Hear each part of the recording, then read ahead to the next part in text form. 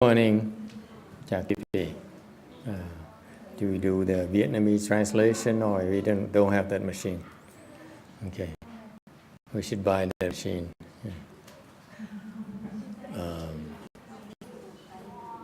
Thank you for participating in our annual Medicine Master Buddha Dharma Assembly. Cảm ơn quý vị đã tham dự cái vía Dược sư Phật ngày hôm nay. It's an important day for us, important event for us, because that's how we express our gratitude to the Buddha for helping this way place. Nó là một cách mà chúng ta làm để mà tỏ cái lòng tri ân Dược sư Phật giúp đỡ cái đạo tràng chúng ta. This is Medicine Master Buddha Dharma is rapidly disappearing in all various Buddhist countries. Cái pháp Dược sư nó càng ngày nó càng biến mất trong mỗi cái quốc gia Phật giáo, Phật giáo trong mỗi quốc gia trên thế giới này. And it's because for some reason, for example, the Vietnamese don't have it anymore, the Koreans don't even have it, and I don't know about the other countries. Thầy để ý thấy Việt Nam không có, Đà Hàn không có, hả? No, we're not talking Hinayana, we're talking about Mahayana temples. I don't notice that they have the Medicine Master Buddha Dharma anymore. Để ý mấy cái chùa mà gọi là mấy chùa Đại Thừa đó mà không có cái pháp Dược sư là chuyện rất là lạ. Tại cái pháp Dược sư là một cái pháp rất quan trọng trong Đại Thừa chúng ta. It's because the Medicine Master Buddha Dharma is a very important Dharma in Mahayana, very important practice in Buddhism. Because it is a Dharma that one of the two major Dharmas that the Buddha, Shakyamuni Buddha, brought to this world. One is a rebirth Dharma, and one is Medicine Master Buddha Dharma. Có hai cái đại pháp Ngài Thích Ca Mâu Ni đem tới cái xứ này, quốc độ này, một cái pháp Dược sư, một cái pháp vãng sanh. Those are so-called others help dharmas. Đó là cái pháp tha lực. Because Shakyamuni realized, especially in a Dharma ending age, the living beings need others' help in order to end suffering and attain bliss. Tại nhất là Đức Phật Thích Ca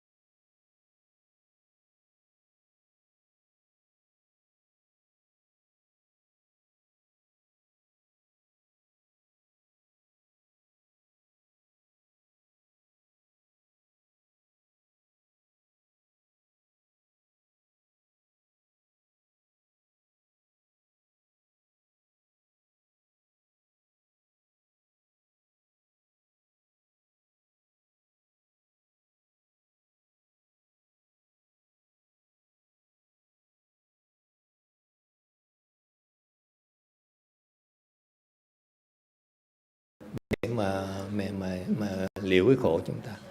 Alright, and this medicine Master Buddha Dharma is very important for all of us. Pháp này rất là quan trọng. Because as you chanted earlier, it's lengthening life and quelling disasters. That's what this Dharma does. Đấy cái pháp mà gì đó diên thọ và xiao dài, tiêu tai diên thọ. Okay, so it very beneficial because in our experience, I started by only following my master's teachings, master's Dharma. Thì bắt đầu trước như ngài Tuyên Hóa, because I didn't understand the Dharma that much. Nói thiệt quý vị, lúc đầu thầy không hiểu pháp này nhiều. So whatever my master's temple did, I did. Lúc trước cái chùa Tuyên Hóa làm gì thầy làm đấy. So they didn't even have a medicine Master Buddha Dharma assembly.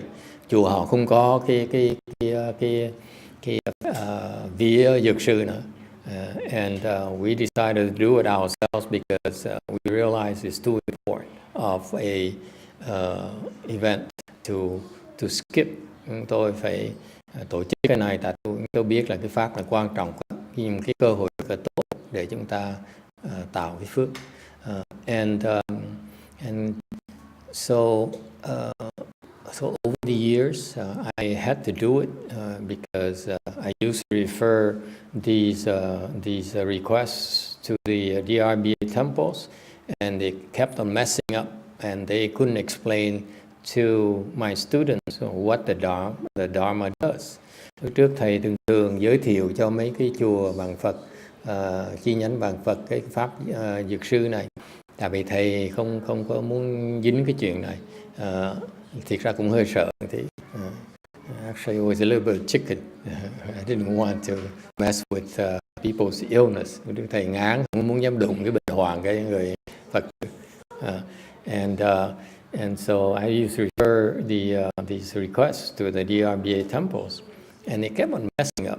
Cái cho hoài mà họ không trật hoài, họ không giảng vậy. They came back to me, my students came back to me and said, "What is it?"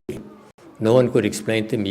You told me I needed this. I went over there. They couldn't explain to me why I have to, what benefits I get out of this.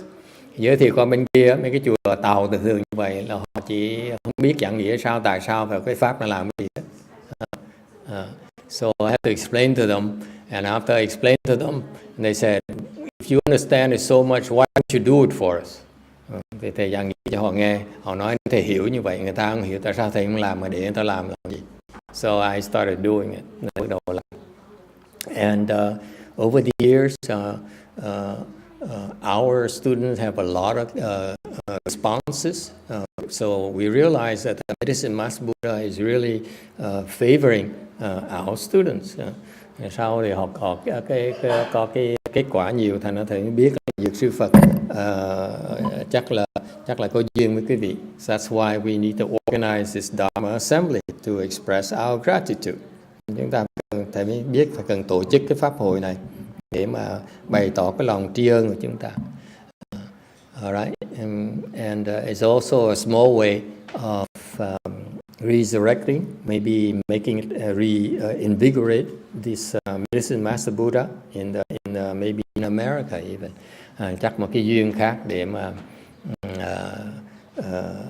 khiến cái pháp dược sư này nó thường hành hơn, nó gì đó thịnh hành hơn một tí trong cái cõi Mỹ này. Okay, so I remember when I first started doing it. One of my disciples had a son who has a severe allergy of peanuts and seafood. Thầy nhớ lúc đầu làm thầy có đệ tử, thầy có đứa con nó bị cái bệnh dị ứng với gì đó peanuts, not peanuts, đậu phộng với là đồ biển. And he used to be rushed to the hospitals, emergency room once a week. Hồi đó phải một tuần là bị một lần, phải gửi tới cái phòng cấp cứu. And and after after they got the medicine Master Buddha blessings, it stopped immediately and it's gone. Sau khi được cái pháp đó thì nó hết cái bệnh dị ứng ngay lập tức. And it happens to so many kids. Vì ví dụ như em bé đều có cái cảm ứng như vậy. So it helps me realize that this allergic reaction is very serious health issue. Cho thầy thấy rằng là cái dị ứng này là một cái bệnh rất là quan trọng, rất là nặng nề cho trong con người chúng ta. That's why the medicine master blessings have to address that first. Vì vậy cái pháp dược sư nó phải giải quyết vấn đề ngay lập tức. That's what it does. It resolves all your issues, all your critical issues that are threatening to you, one after another, 24 hours a day. Cái pháp nó giải quyết tất cả những cái vấn đề mà quan trọng của quý vị 24/24. Okay. Giải quyết xong cái này, giải quyết cái khác. Okay. So it's really fascinating. I observe and I really learn so much about the wonders of this Dharma. Thì càng ngày càng qua thấy là cái pháp dược sư Phật nó rất là tuyệt vời. Okay. Last night I asked some of my students if they have anyone who would like to share today about their experiences. Tối hôm qua, last night is Saturday night, and we decided to recite the Medicine Master Mantra to help our practitioners. Tối qua là chúng tôi, cái tối thứ bảy là tụng chú, thành chúng tôi mới quyết định là tụng thêm cái dược sư chú nữa để giúp đỡ sức khỏe quý vị. Okay. Anyway, so anyone, I think none of them showed up today. Nhưng tối hôm qua xong không ai, khi nghe nói sáng nay sẽ mời cái vị tham dự biến mất hết. Since everyone seems to have disappeared. I don't recognize any faces at all. Không thấy mặt ai cũng lấy là hoắc tối hôm qua. None of you seem to have showed up. Okay. Anyone wants to share? Có ai muốn chia sẻ kinh nghiệm gì quý vị không? It helps because for you, as far as you're concerned, you don't believe unless you see results. Thiệt ra cái pháp nó giản dị lắm. Lý do mấy cái chùa kia người ta không tin nữa là tại vì người ta thấy chả kết quả hết đó. Thành nhiều khi cái vị mà chia sẻ cái kết quả như vậy khiến người ta phát lòng tin. The reason that all temples don't have the Dharma because they don't have any results. So that you're sharing your experiences might help reinforce the faith in others. Thầy nói.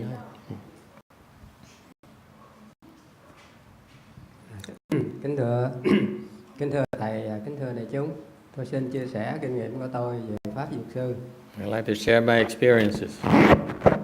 Cách đây 10 năm, tức là năm 2008, tôi đang làm việc ở Auckland thì tôi bị cái heart attack nên phải kêu 911 rồi đem vô thì nó mổ. 10 years ago, I was working as a lay person in Oakland and I had a heart attack. So they called 911 and they brought me to the emergency room. Nó đem vô thì thử thấy nó nghẹt 3 cái mạch máu nên nó mổ. So they found out 3 of my arteries were blocked, so they had to operate. Mổ xong thì 1 tháng sau thì cái đó nó fail cho nên phải làm lại. A month later, surgery, it failed again. Các cái gân dưới chân mình nó thắt lên cái mạch máu nghẹt ở trên cái tim vẫn fail. And they had to cut out the veins in his legs to bring it up to connect it to the heart, and it still didn't work. Thì sau đó nó mới bỏ 3 cái stent vô để mà giải quyết cái nghẹt đó. So they had to put 3 stents into my arteries to open them up.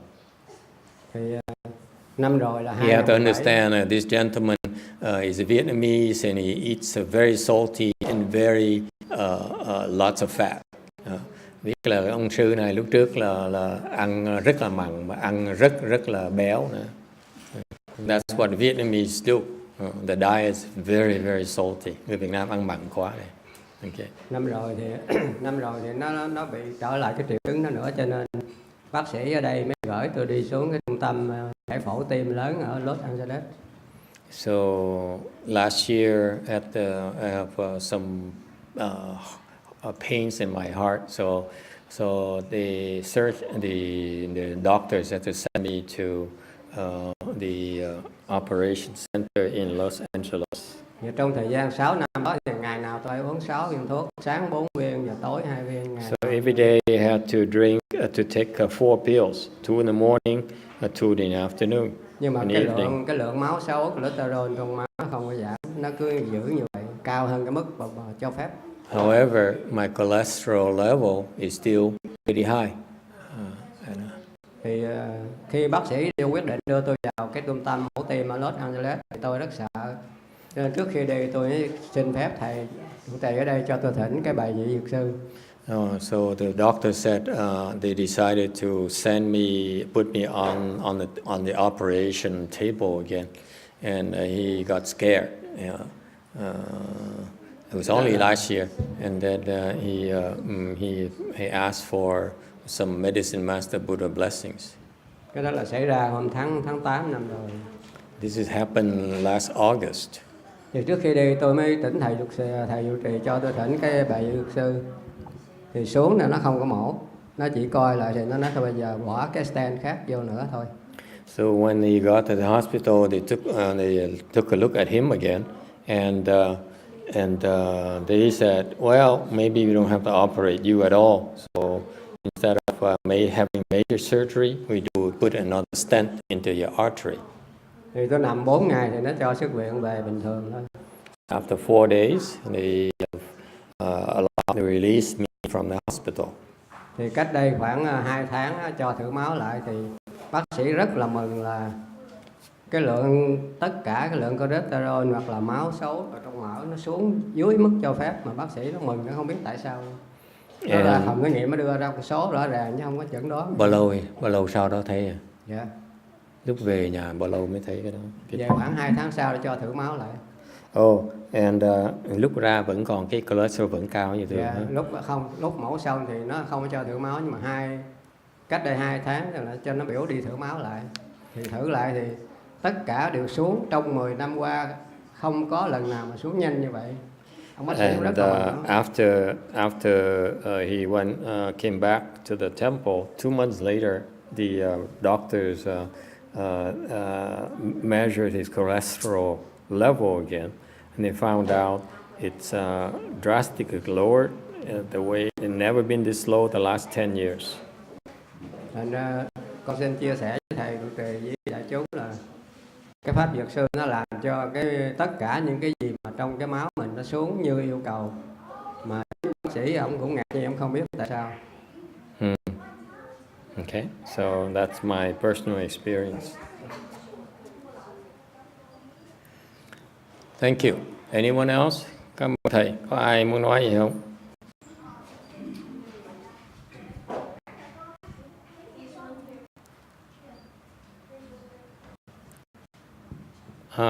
Bác Thiện. Bạch thầy, người tại gia có hành được pháp dược sư không? Được chứ? Và nếu được thì mình hành như thế nào? So the question is, can lay people do it, or is only for left-home people? I said, Vietnamese can do it, but non-Vietnamese, you must go to the temple. Sao cười?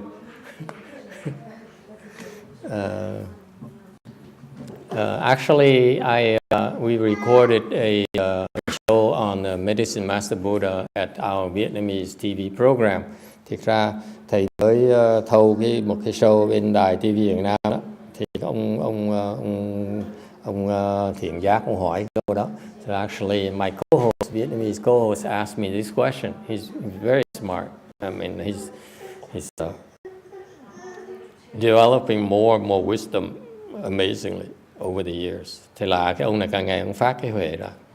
Started by him feeling he knows everything. He's much better than I am. Lúc đầu thì 4 năm trước ông nghĩ là ông biết hết tất cả, ông còn đọc sách nhiều hơn thầy nữa. Because he feels he knows more than most monks anyway. Ông nghĩ là ông sư nào, ông gặp hết bao nhiêu sư hòa thượng thượng tọa, biết là không có người nào mà ông phục hết đó.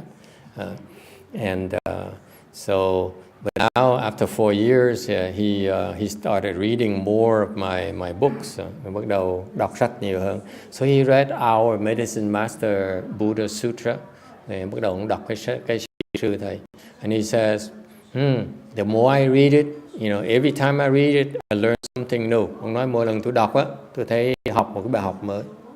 And he said, so today I realized that this Medicine Master Buddha blessings is very important. Nói là cái pháp di sư là rất là quan trọng.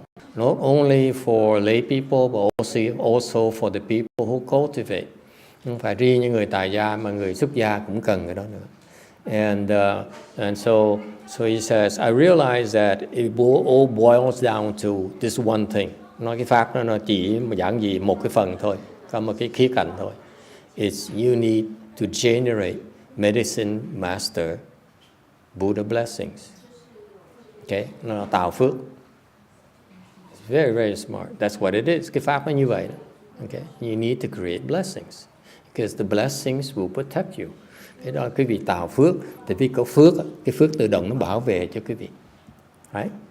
The Buddha bless and the Buddha Medicine Master Buddha says, this is what I do for you. So if you have blessings with me, these are the benefits that you're gonna get from my Dharma. Thì ngài Dược Sư Phật nói đó là cái pháp ta là như vậy. Mà quý vị muốn hưởng cái pháp này thì phải cần tạo cái phước thôi. Nó giản dị như vậy. So he says, please explain to us how to create and generate these Medicine Master blessings. Ông nói thì nó giản dị như vậy thì thầy dạy chúng tôi cho người Việt Nam là cái pháp làm sao mà tạo phước. Okay. So I said, you should have asked me in advance because you don't ask me in the last minute like that and expect me to sound coherent on the TV station, at the TV station. Thầy nói, thầy lúc đó thầy hơi buồn một tí, thầy nói trời ơi, mấy cái câu hỏi mà hóc búa như vậy hỏi trước chứ, đợi lúc mà lên thâu rồi mới hỏi, kỳ cục. It's called master abuse. Cái đó là lạm dụng thầy, okay. Hành hung thầy. So I said, since I don't have time to prepare, let me tell you four ways. Thầy nói tôi không có thời giờ chuẩn bị nữa. Thành ra tôi nói ông biết 4 cách. The first thing is that in order to create Medicine Master Buddha blessings, cái đầu tiên hết muốn tạo cái phước báo đó, you can sponsor statues or Medicine Master Buddha images. Quý vị có thể tạc mấy cái hình tượng của Dược Sư Phật. Okay. For example, you know that you go to a Buddhist store, or those you who are Buddhists, you're looking for, and you want to look for Medicine Master Buddha statue or images, they're very, very few. Quý vị biết, quý vị tới vào cái tiệm mà bán tượng đó, rất ít có chỗ mà bán Dược Sư Phật. They all have statues of One Yin Bodhisattva, từ Quán Thế Bồ Tát tới đầy hết, at least 20 different styles of statues of One Yin. Đi đâu thành thế ít nhất là 20 cái cách tượng khác nhau Ngài Quán Thế Bồ Tát. And best one Medicine Master Buddha statue, if any at all. Mà nếu không thì có một tượng Dược Sư Phật là cao lắm mà có một tượng thôi. Because no one realizes the importance that Dharma anymore. Tại không ai hiểu cái vi diệu của pháp này nữa. Thành không ai thôi. So that's why we need to create those statues and images and those places that give out images or photos. They should have more of those Medicine Master Buddhas. Thành ra mấy cái chỗ mà cái vị phân phát cái hình tượng Phật á, nên có nhiều cái hình tượng mấy cái Dược Sư Phật, and even more styles of more variations of those statues and images. Và tốt hơn nữa là có tạo thêm nhiều hình tượng của Dược Sư Phật nữa. In fact, you remember that kid who went to the art school? Actually, I'd love to talk to him again and ask him to design another Medicine Master, a new Medicine Master Buddha image. It would be so wonderful. Okay, Anyway, so you can a very simple passive way is to sponsor those images. Anh phải nói một cách mà quý vị tạo phước rất giản dị là quý vị tạo phước bằng cách tạo những cái hình tượng như vậy. Because what happens is when people see those images and they bow those images, okay, you get the blessing, you get their bowing blessings.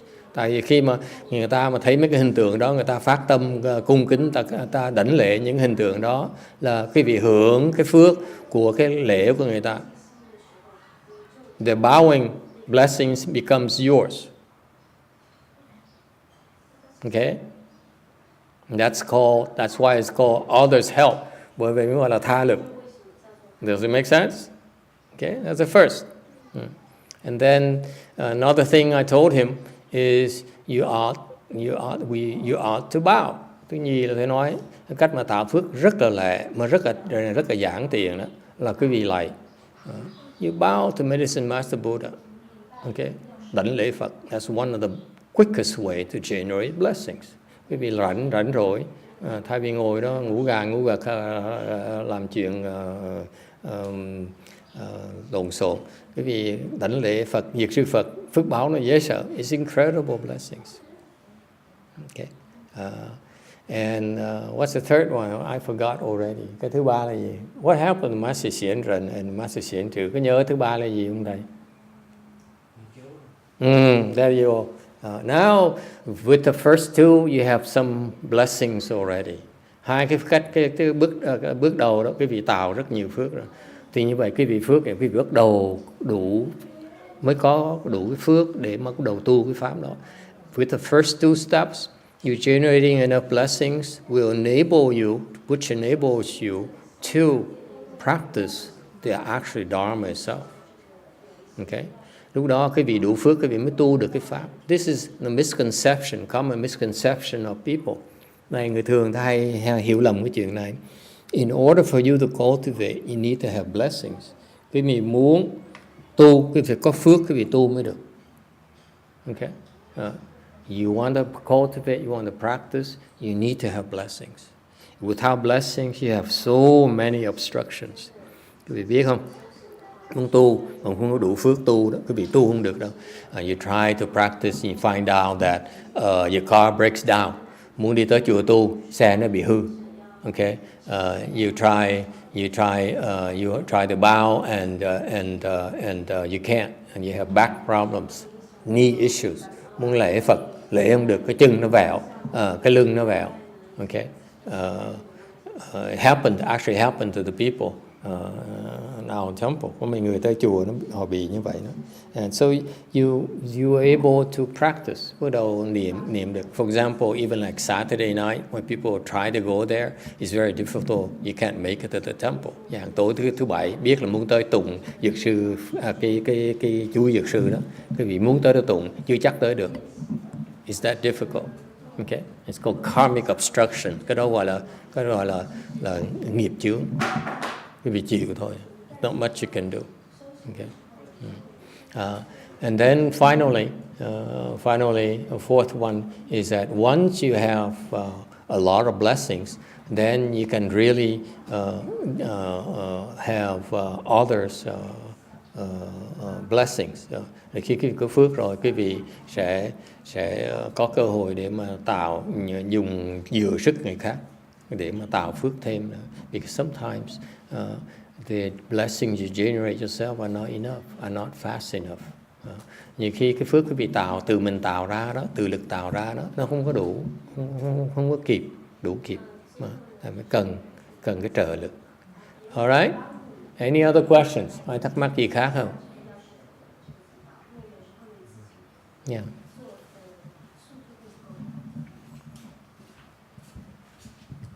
Xin phép nói tiếp hồi nãy về cái lợi ích của cái bài vị dược sư mà tôi quên.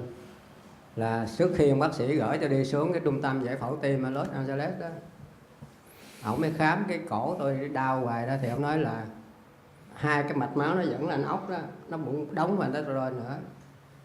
Ông nghe ông nói 100% tôi bảo đảm với vô là bị đóng rồi, thì đi mổ đi, thì nào về á thì hai mạch máu cổ này mổ rất dễ, để thay cái khác lên, cái ghép lên. Thì sau khi tôi đi về thì ổng dùng siêu âm không có luôn, biến mất luôn, không có nghe cái tiếng mà máu nó chạy mà nó cản trong đó nữa. Ổng không tin, ổng đưa qua siêu âm cũng không thấy. Also, he also forgot to mention that before he went to that hospital for the surgery, as the doctor recommended, he was complaining that he had headaches and he has problem concentrating.